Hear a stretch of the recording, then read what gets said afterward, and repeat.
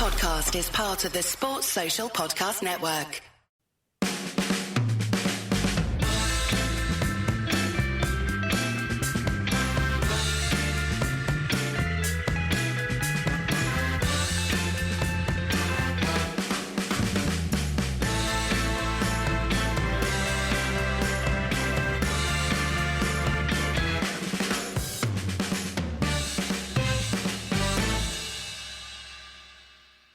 Okay, Daniel. Big weekend in the Premier League.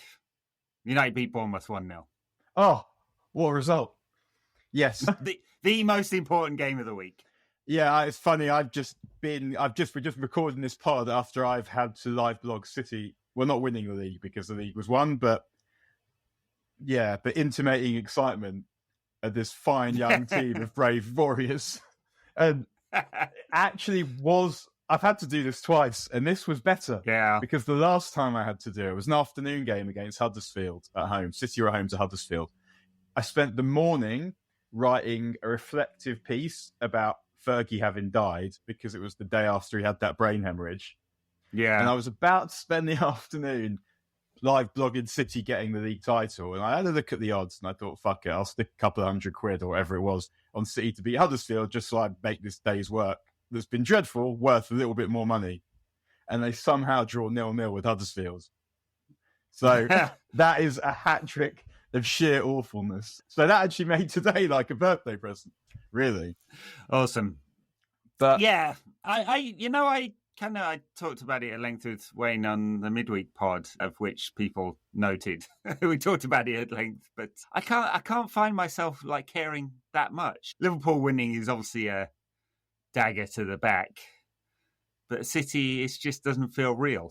So I mean, it's not, is it? Well, this is what fantasy football. Yeah, I mean, this is what we have to do. So it's really hard to separate what the reality is, like how we really feel, and this is generally, I guess, something that's quite hard about life. Oh, this is deep, this, isn't it? But separating how we feel in a moment, how we actually feel, from how we think we should feel to how we're telling ourselves we should feel. And I know that the treble is something that is extremely dear to me. I mean, it's obviously extremely dear to all of us, so I'm not about to pretend I appreciated it more than anyone else, because I'm sure I didn't. It just so happened that it was my first year of being in charge of my own football going, was 98, 99. I was 19. I was going to some games on my own. Mostly I'm going to games on my own because I didn't have any mates. And it felt, I guess, like some sort of coming of age experience. I then wrote a book about treble season, so I felt like I always had some kind of bond with it. So I valued it quite heavily to the point where I was almost kind of relieved when United got knocked out the cup to Portsmouth in 08, because at that point I felt like the treble team was better, and I sort of wanted the achievement to stay special. Obviously now I'm sitting here thinking, absolute dickhead. Why? But because it does feel inevitable that City are going to do it. And I mean, I guess we'll talk about that at some point in the future about the FA Cup. But it's not so much for me about the hatred of Liverpool versus City. I guess I grew up in an era when Liverpool were winning everything. And I didn't grow up in playgrounds in Manchester. So I didn't have blues around me all the time. So yeah, I guess I probably do hate Liverpool more than I hate City. But hey, I've got plenty of hatred to go around. Yeah, well, equal opportunities haters. Yeah, exactly. I don't like to discriminate. But yeah, like, there is a sense of unreality about City because we can just explain it away. Whereas I remember when Brendan Rodgers nearly won the league with Liverpool. And I was thinking, hang on, if he pulls this off, this is like an all-time achievement. Yeah. And I was absolutely despising that.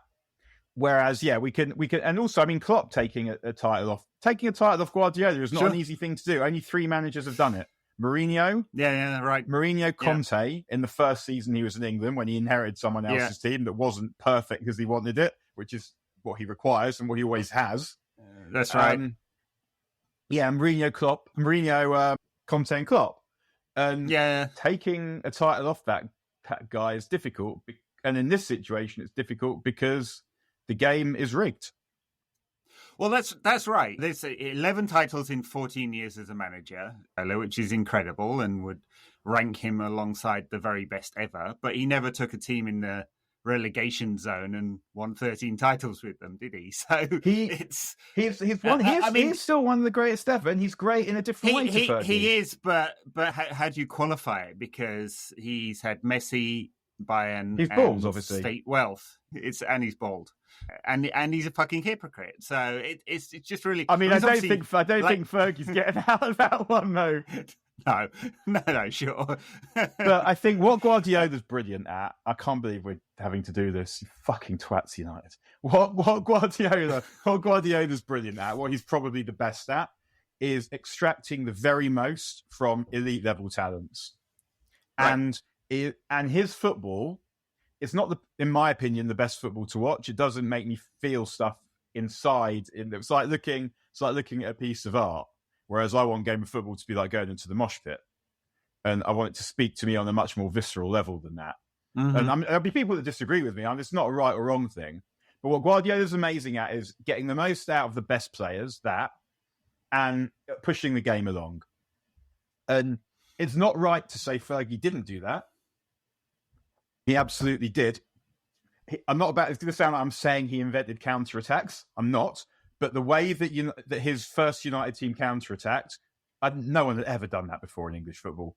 And in any football that I'd ever watched. No one had a goalkeeper hurling the ball halfway down the pitch and suddenly goal.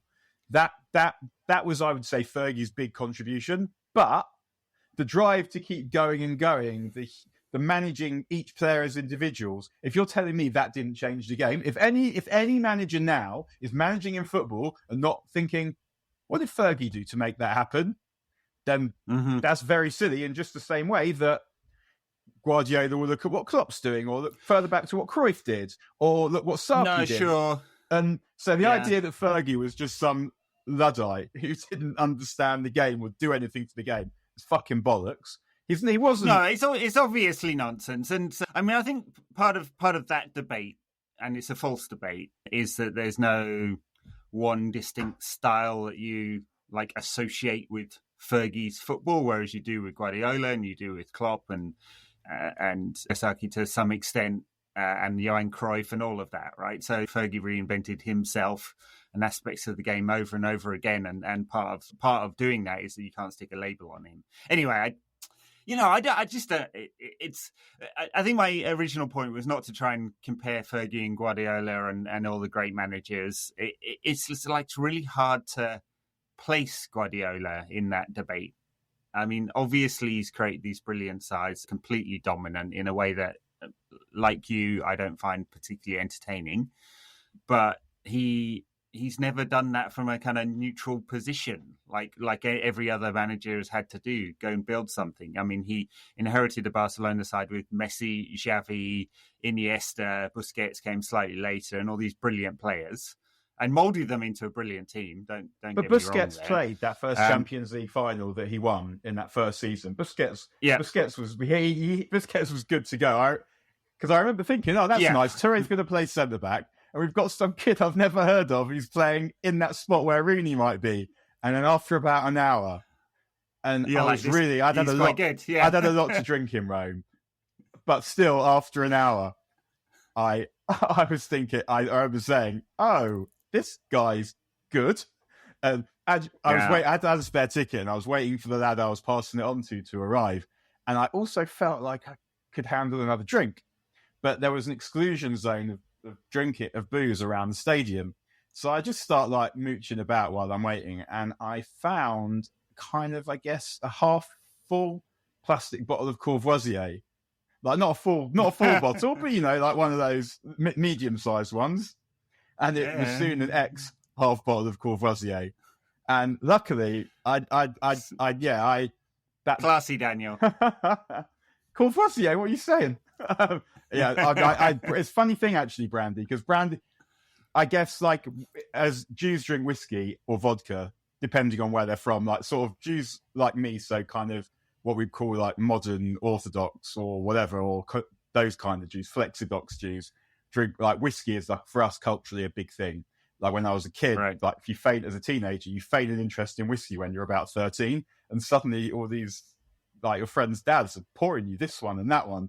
And then that's how it passes on, I think. you're feigning an interest in whiskey to get pissed, when really you just be happy with some Johnny Walker Red Label.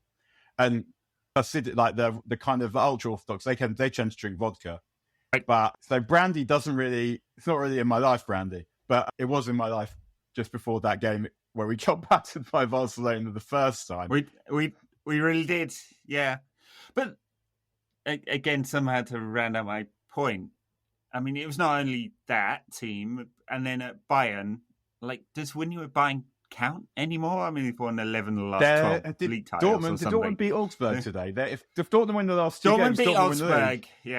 Yeah, they can. But still win the league, your point is obviously, incredible. They do almost always win the league, and that's right. And the mere hint that they might not win the league this season got the manager sacked. So they were. I mean, I watched a bit of Bayern. They were a bit of a mess. Like when it worked, they were handed out some real hidings when it worked. Mm-hmm. But I remember at the time when they fired Nagelsmann, they got Tuchel. I felt like that gave them a chance of beating City that I didn't think Nagelsmann Bayern had. And actually, I mean, over the two legs, it's obviously City were better, and it doesn't look close. It was a bit closer than the score says it was that game. So yeah, I felt like, but we did get unlucky that because Bayern have got some amazing players, and it is unfortunate that this year City are beating everyone. Bayern happened to be a bit of an unnecessary mess. But yeah, as you say about Guardiola, he has Eto'o, he has Henry, he buys David Villa, he buys Zlatan, it doesn't work. So yeah, he's always had the best players in every league he's ever been in. He hasn't had to get proper performances out of massive donkeys. No, because he just swaps them when he doesn't like them as well. And that's the real cheating at City, is that he can have two world-class players for every position, and it doesn't matter. And also, if you buy someone who isn't good enough, it doesn't matter. You just buy. It took him 3 goalkeepers, didn't it? You just buy someone else. And the thing now is, you look at it and you think, well, what do they actually need this season? Who are they going to buy? Because they don't actually require very much. A specialist left back, maybe a winger. If Foden's going to play. Replace Bernardo Silva if he leaves. Gundogan might leave. Bernardo Silva won't leave. I mean, he's one of those players, and I hated myself for saying this at the time. I was watching quite a bit of Monaco that season. They were good, and they beat City for work.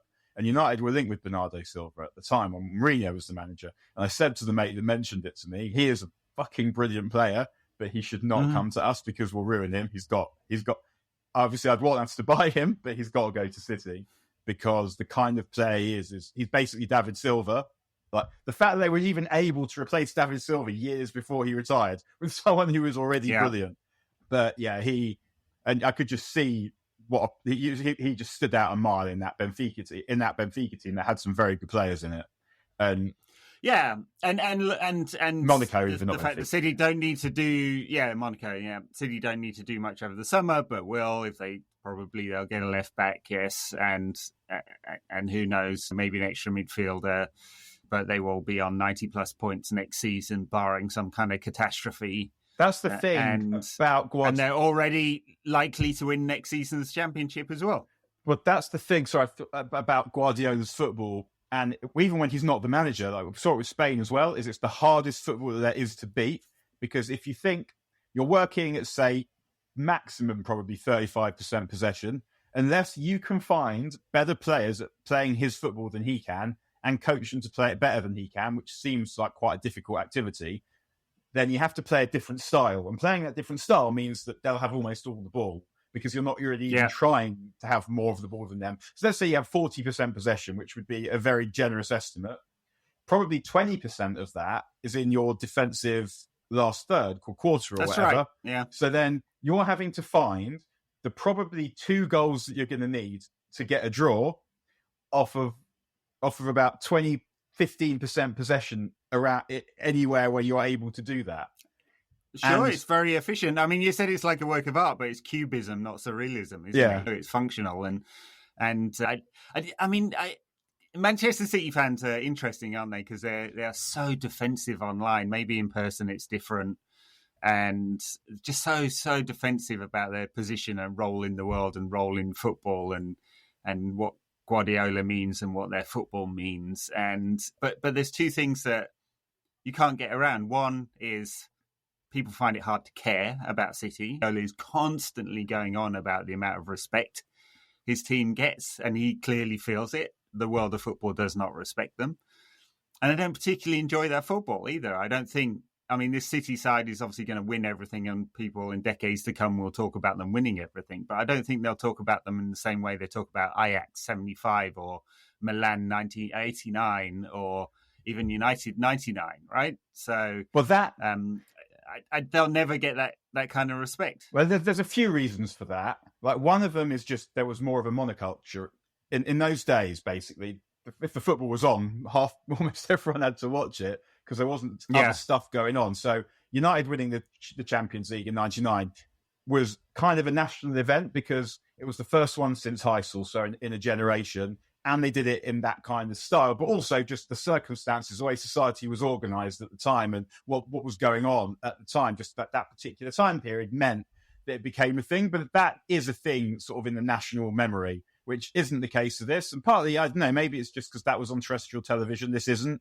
I mean, I guess they'll probably put the final on that, but because they have done that before. But it's not, partly it's not United, it's City. And people care about them less because they haven't been this huge name, this monolith in popular culture for generations. But I was interested in what you were saying before about the kind of the Cubism aspect of the way that City play, because I've been thinking a bit recently as to, are we going to get to a point, maybe we're already there, where elite level football is so choreographed that they're almost individual expression is kind of removed from it? Because I've been thinking about this for years when I discovered that, I think this is a fact, but I think I checked it because I noticed it watching football. Does it make sense? If you have a free kick from 30 yards out, does it make sense to shoot? And I feel like the Not answer really, probably is no. Yeah. But yeah, I mean, even the very best there, I think Messi's conversion rate is in the 7% range. Yeah, so it's not about, it's about, are you more likely to score if you take it short and keep possession, or if you put it in the mixer? And I guess we wouldn't be able to measure that. But it's one of those things that you don't want to see it disappear from the game, like a free kick. Yeah. So, but is it the case then that we're increasingly watching players, like, things appear in the right place in particular places because it's been pre-planned that that's what they're going to do? Yeah, I mean, that's I think that's very true it's particularly true of Guardiola's City. Oh, sorry, I'm getting distracted. United are playing City in the women's, and City's keeper's just been sent off. Not that it's going to make a difference in WSL. Chelsea are clearly going to win that. But anyway, yeah, Guardiola's football he is very planned out, and he probably does that more than any other manager because players have to be in a certain position in each zone. It's interesting when it's come to the really big games this season. He's gone for the players who give him control over the players that give him some of that fantasy. So Mahrez and particularly Foden have been out of the side in favour of Grealish and Bernardo Silva because he gets that kind of control, and that's what he wants in those really big games. And that's part of the reason why it's just like the fantasy players. And he went to a kind of functional system as well. He went to 3 at the back in order to get the ball to Haaland a little bit earlier this season. I mean, and in that, he's a pragmatic coach as well as a philosophical coach. But I don't know, it doesn't get the blood boiling for me. Blood boiling doesn't raise the temp. I think. Yeah. Anyway, I think the words they're hard to say, aren't they? So I think the reason why it happened like that for Foden is partly. I mean, maybe it's just he's having a difficult season. I mean, Giggs had a couple sort of after 93, 94. Giggs had a couple of years where he was trying to become the perfect footballer. I think he described it as trying to work out what he was going to be.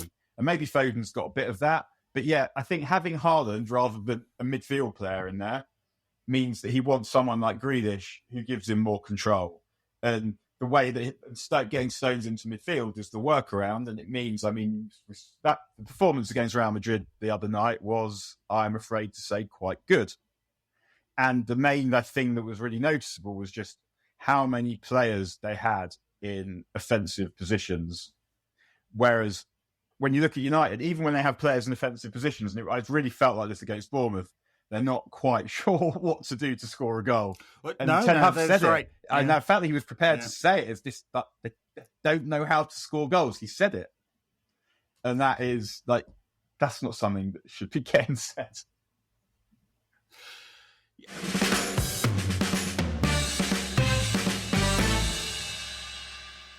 If you like the show, the way you can support us best is by leaving us a rating and review on Apple Podcasts. And it really doesn't matter what you say in that review either. You can say you'd rather we talked about Manchester City and Liverpool. Just hit those 5 stars. Many thanks.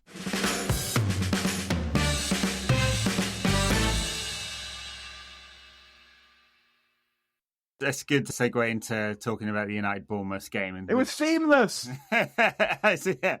That's right. So, I mean, functional enough from United. I mean, again, totally dominant, and didn't really feel like Bournemouth were ever going to get anything out of that game. But yeah, can't score goals. Just can't. And it shouldn't make any sense, should it? Because there's plenty of creative players in there, but really, yeah, quite limp up front.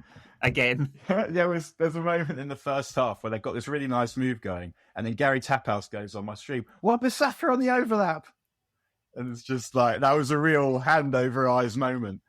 And I mean, I thought also, imagine an interview like Gary Neville doing an hour and a half interviewing him.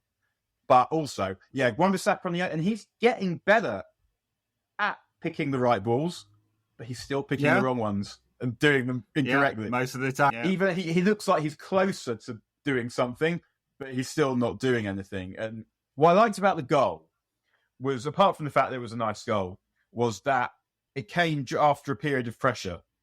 And that's how good teams score their goals. You can see their goals coming, rather than something good happens because you have good players on your team.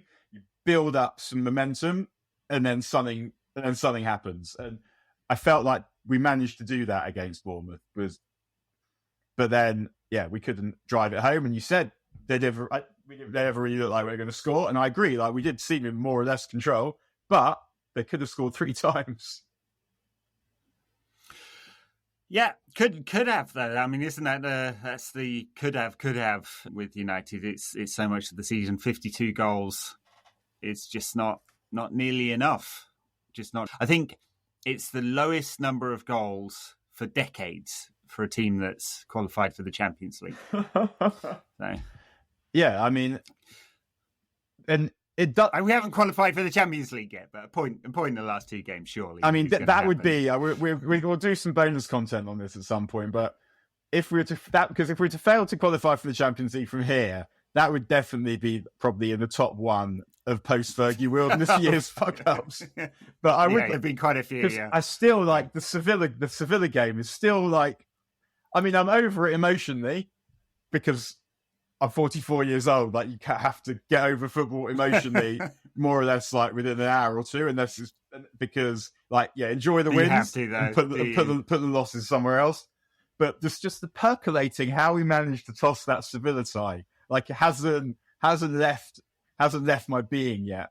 And so I was wondering if that was the biggest fuck up of the post Fergie Wilderness years. But yeah, it depends how you classify that. Yeah, you're right. We'll do a whole bonus section on this at some point. People can send in your nominations. Send in your nominations, because I think there's different types of screw ups, aren't there? You know, they're from good position, like 80 minutes in the first leg, 2-0 up. You wouldn't believe that United would lose that 5-2 on aggregate, would you?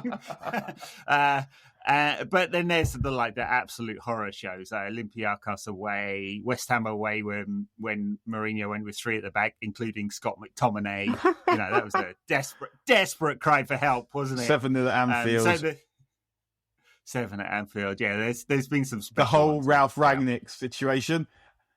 6 months of it. Yep. I tell you, I was pleased that David Brooks played well, because he is a player.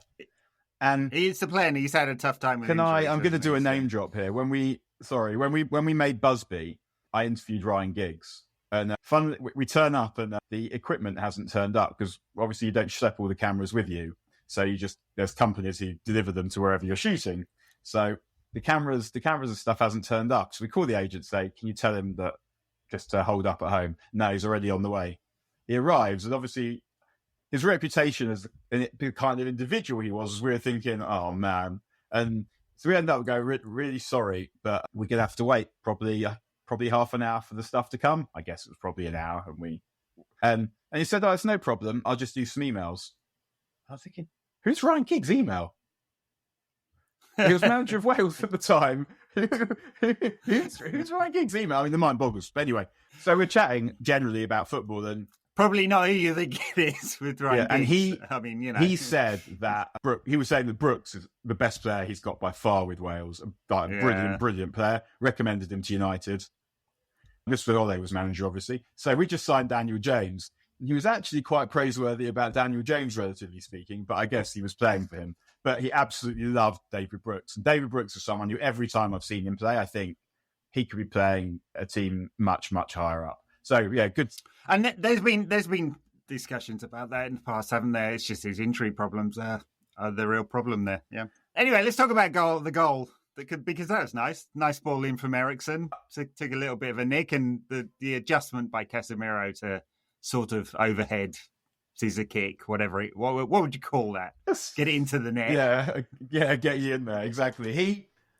He's playing a bit better now. And I thought yesterday was Ericsson's best game since he's come back, and he actually won quite a few tackles. I wouldn't play Ericsson at Wembley. I don't see that we can carry Ericsson at Wembley and on a pitch that size and compete with City, who have got those players swarming everywhere because there's one less defender. There's one defender fewer who are there. But I thought that the Casemiro, I'm watching him do all this stuff that he's doing, like score goals like that, makes me sort of think that if we buy one midfield player, then we could get away with buying someone for Casemiro's position. Let's say that we decided that, Caicedo probably goes somewhere else, but let's say it was decided that he was the one. You might think we shouldn't buy him because we need someone really like a physical Ericsson is what we really want. But seeing what Casemiro's done going forward this season, I also think if you decided that Caicedo, say, was the best midfielder you could get and he wanted to come, then I'd be thinking it might work to buy someone for that position and then just play Casemiro a bit further forward. Yeah, maybe. The struggle I have with that, the idea that Casemiro is an 8 is I just don't know that he's got the energy anymore.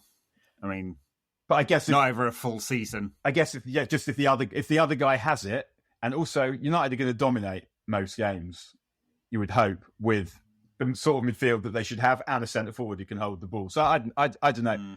Because I think we're still at the point where you're looking for the right player, but we're not so good that you don't want to make sure you get like the best player that you can get, because it'd be completely transformational if United could buy 2 players. I mean, obviously I think we need more than that, but two players, a forward and a midfielder, because they're the 2 absolute key positions, and then after that would come right back in the goalkeeper, I guess.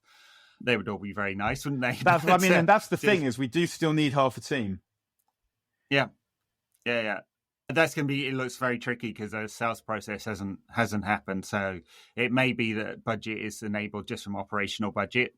There's the Bank of America credit line as well. So there's Champions League, and there's the fact there's Champions League. So they know they're getting that, and there's the fact that let's say like Dean Henderson. Let's say Forest want to sign Dean Henderson now. Say that seems like something that could happen. Then that's 30 million quid probably that you're going to get. Plus, they might know about some other sales too. So you can see how we could manage to get a deal or 2 done, just maybe with the Champions League money and the and proceeds of sale. No, that's right. Harry Maguire, Dean Henderson, maybe one of the right backs, although probably not actually, unless they're bringing another one. So that will make up the budget. It's just the ongoing doubt about it is significant. I mean, a report today that the Glazers may not decide until after the season's finished, albeit that is only 2 weeks away. But we're going to be into the window in 3 weeks' time. They can't possibly know how they're planning to do any of this because they don't know what will get signed off. So once again, it will be a trolley dash at the end of the window, one imagines. If at all, if the sale happens. So, I feel sorry for Ten Hag. He's got to be deeply frustrated at this point. He's trying to build. He's trying to move forward. He knows the problems. I mean, even just a forward would be transformational. Add another 20 goals to this team, and it's another 10 points better off next season. So. On that point, on the forward point, the aforementioned Garant's Tap House came out with a good stat, I thought. Did you know, maybe you're watching the same stream as me, but did you know that Anthony Martial has not scored in consecutive games in 3 years. Oh wow! No, I did not know. No, different feed here on the NBC. Yeah, feed, that is some really that's some exceptional behaviour. And I mean, I know he's been injured, but still, because he's playing in a team like under Ole, that team scored loads of goals. Yeah, has he actually completed 90 minutes since he came back into the side? I'm not sure he has. I don't think he's actually played a full 90 minutes. I'm not sure. I mean, so... he had some moments, I guess, but he doesn't. He looks even slower than before. Before it felt really does. I'm starting to wonder if previously it felt like he looked slow out of attitude, and now it feels as he looks slow. No, I think the injuries have. Yeah. It may be that it hasn't knocked him back physically, but mentally doesn't trust his body anymore. It could just be that. It could well be. He's not. I mean, United can't command a fee for him, so he won't be adding to the budget. He, in all likelihood, if they want to get him off the books, they'll have to pay part of his wages because he's on mega wage, obviously. Since we've given up on the game already, the other announcement this week, Phil Jones will be leaving, unsurprisingly. He put a post out to say thank you for all the support he's got. I mean, I'm not going to have a go at him because I think he's a deeply unlucky man. I'm just going to assume it's bad luck rather than lack of effort. I'm sure it's that. I felt sad when I read that message because the frustration he must have experienced must be very significant. That you think you're going to have a long, successful career at Manchester United and then you become a joke. Yeah. And I mean, he'll know all the things that people say about him and that we've all said about him, but he does still have the League Championship winners' medal and presumably hopefully a lot of money as well. So, but the frustration of not being able to express your talent that must be extremely upsetting for him. Yeah, and I'm not sure if he'll play again, find another club, honestly, because he hasn't trained at all this season. His knee injury reoccurred, and it wouldn't surprise me if he didn't retire because, it'd be a big risk for any club to take him on. And does he really want to go and play in the Championship or something like that? I would imagine he just wants to play. Yeah, I'm sure he'd play in the Championship. I imagine he just wants to play. It's just whether he'll be able to or not. But on that position, Lindelof is playing quite well, which I'm finding a partial concern because I think that Lindelof is a decent player. I think he's good enough to play in a side, to be first choice in a side that makes the top four. I don't think he's good enough to be first choice in a side that wants to do more than that. Yeah. So I'd be happy for him to play centre back in the cup final, but I can't escape. Well, he's going to have to. Well, no, he's not. I think that I would not play him there because I can't see. I feel that how's he not getting ragdolled by Haaland? I feel like I'd much rather Shaw was up against Haaland. One of the others was at left back, even though we miss Shaw going forward at left back, because I don't think that Lindelof has physically. If you're Haaland, you're standing on Lindelof because you know you're going to beat him to every header and to every ball in behind. And I don't see how. Yeah. I don't see how we'd be getting how we getting away with it. That's not to say that Lindelof can play well against good players. It's just Haaland. It's particularly Haaland because he's pace and strength. Mm-hmm. If he's playing someone who's got one of the two, then he can maybe compensate in other ways. But someone who's playing in a better team and is faster and stronger, I would say I'd be wanting Shaw and Varane to deal with that, not Lindelof. But it doesn't look like that'll be what happens.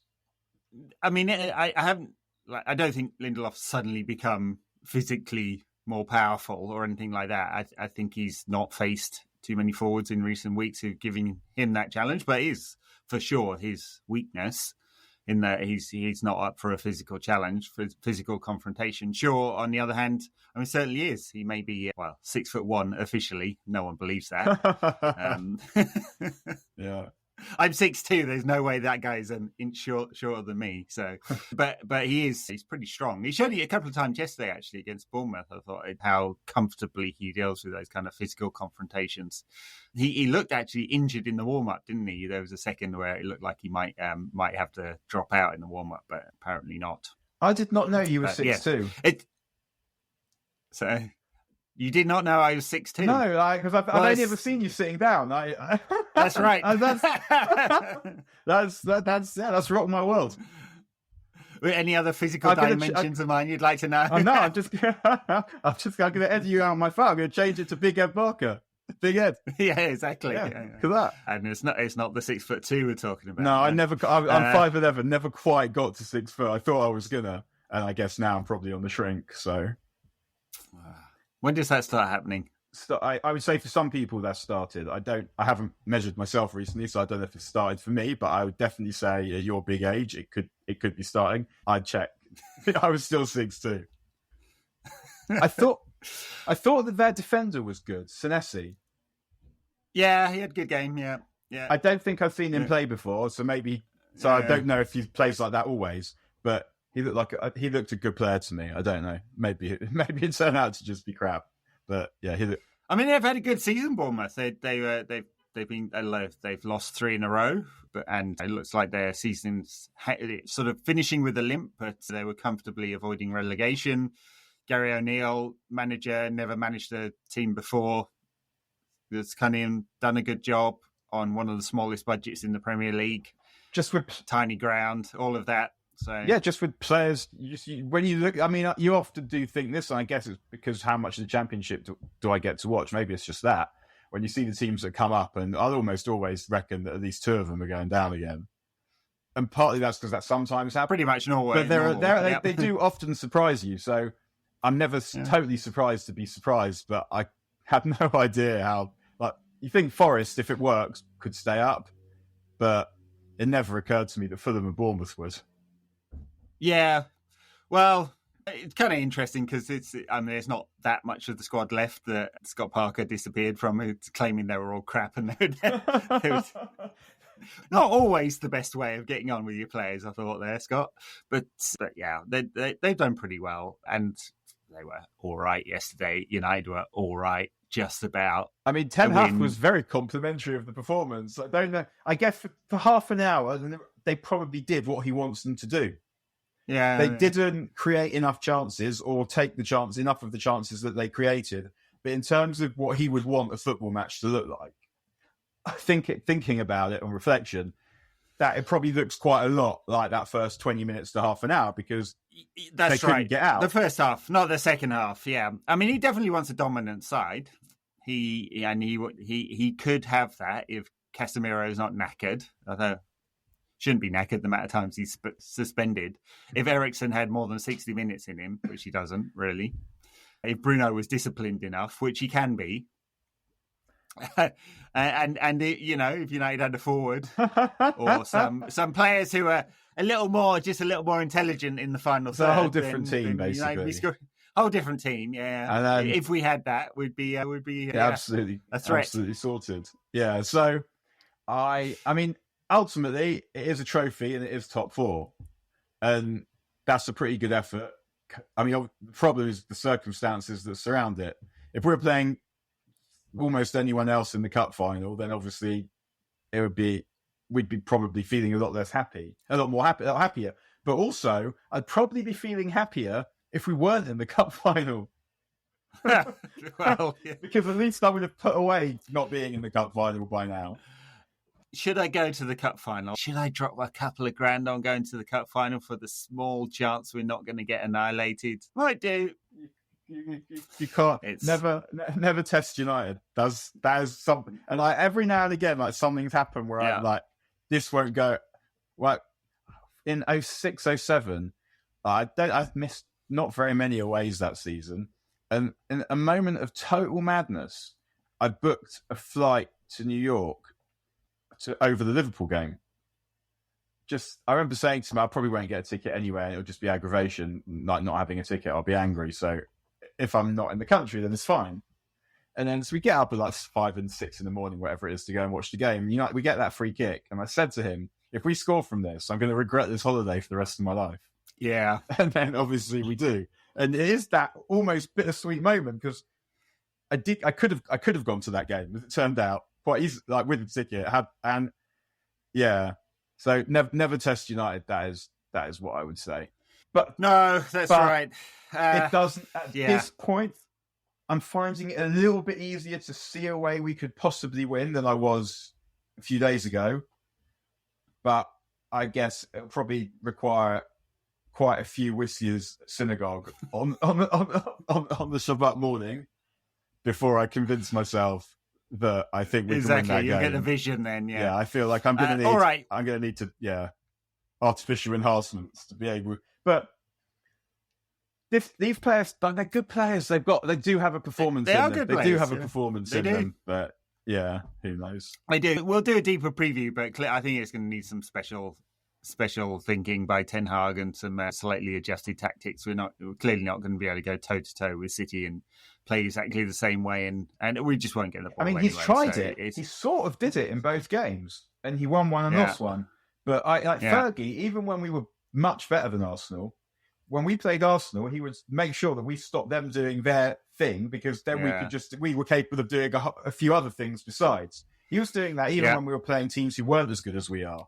And the perfect case being Phil Neville kicking Antonio Reyes around the pitch for 90 minutes, which was great. At some point, Ten Hag should take his mates and go out and not come home until he's come up with the way that this is going this is going to be. Yeah, it does need something, but because he needs to work out. Because when managers change things in football, when the tactical game shifts a little bit, sometimes it takes a little while for people to learn what the antidote to that thing is. And there's been this huge development. And it hasn't revolutionized the game or anything, but it has changed what playing Guardiola's team is. And so Ten Hag needs to work out where the weak points are in that. And I think he does seem to be quite good at that. I'm not certain he's going to pick. I was about to say pick the right team for the job, but what I actually mean is the team that I would have picked, and I think he probably knows better than me what the right team is. Are you sure about that? Yeah, but so I know you have to leave shortly. So quick view on Chelsea on Thursday. I mean, Chelsea have failed to score in 14 Premier League games this season. They've got 30-something goals. So obviously they're going to rack up a hatful at Old Trafford on Thursday. After me saying that, it's so weird from such a collection of expensive and talented players. They're getting almost nothing out of it at the moment. They had more than £650 million worth of players in their squad at City today. Obviously, City had £780 million worth of players in their squad today, most of them on the bench. But they really are not giving much at all for whatever manager's in charge. They managed to win at Bournemouth the other week, but apart from that, it's a whole bunch of losses under Lampard. Yeah, I wrote on today that they're playing football like they've had the how to play football part of their brains removed. They did have a few chances, but City were playing at half pace. I mean, so were they in fairness. So it's hard to think they're going to turn up at Old Trafford and go absolutely wild, I would say. I'd be amazed if United don't get the point that they need, but obviously not all amazed at the same time.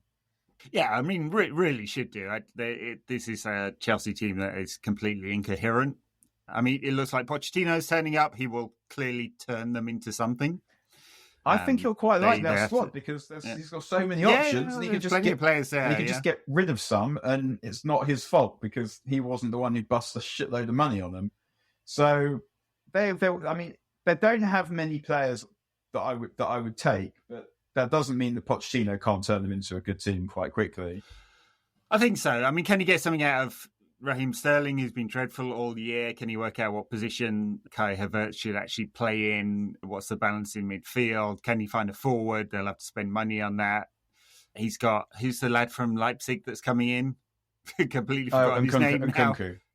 Nkunku, he'll probably play off the left, but as Madrid wants to play off the left as well. So, I mean, they have options everywhere. I mean, obviously, Nkunku's not there on Thursday, but I think Pochettino will enjoy that squad. He's got plenty of younger players with the kind of high-energy game he wants to play. He wasn't able to at Paris Saint-Germain. Yeah, and he'll have a full pre-season. Because there's no tournament. So, I mean, next season will be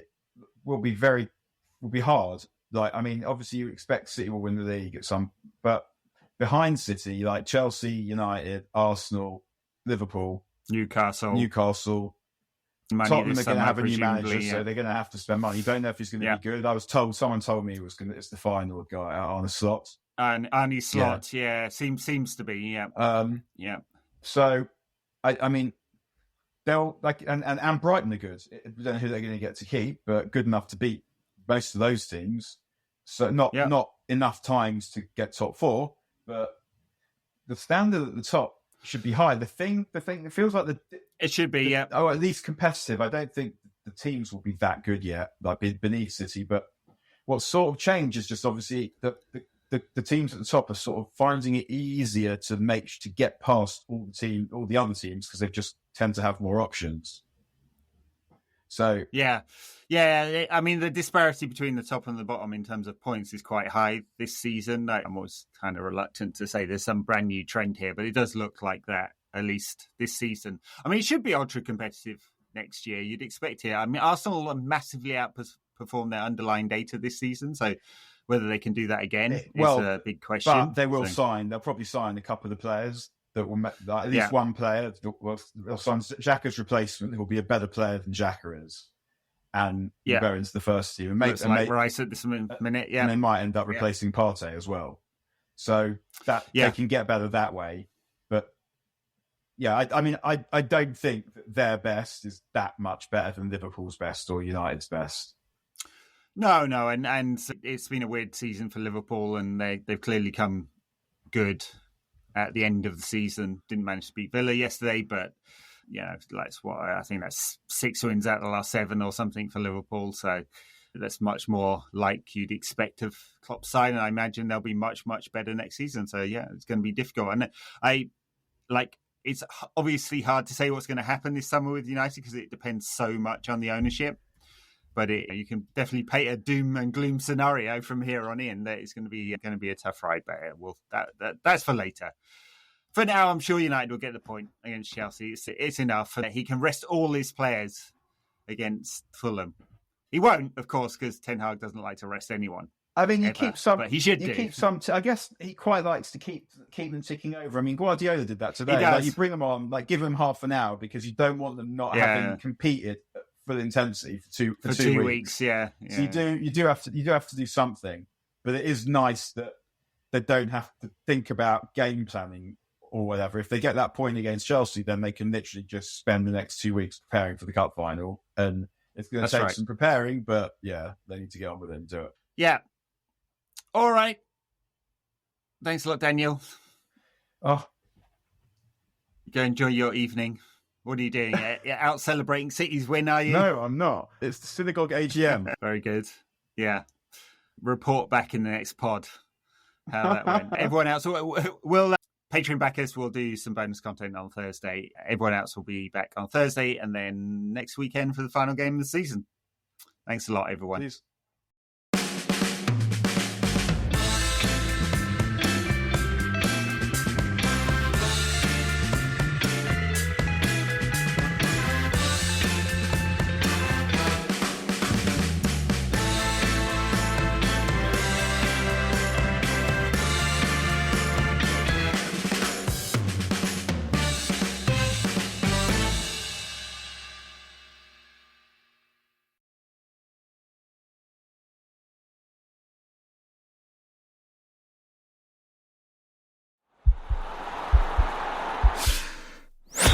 This podcast is part of the Sports Social Podcast Network.